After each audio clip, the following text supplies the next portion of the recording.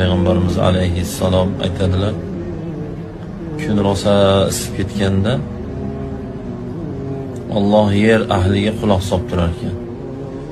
Qarab turar ekan, ya'ni bu degani siz bilan menda, qani bandalarim nimadir ekan bu issiqlarda.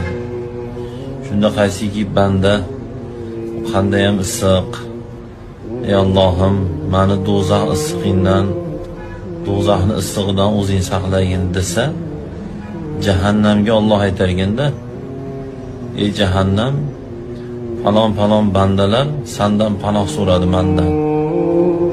Sen bilib olgin, o'sha bandalarimni senga kirgizmayman derkan.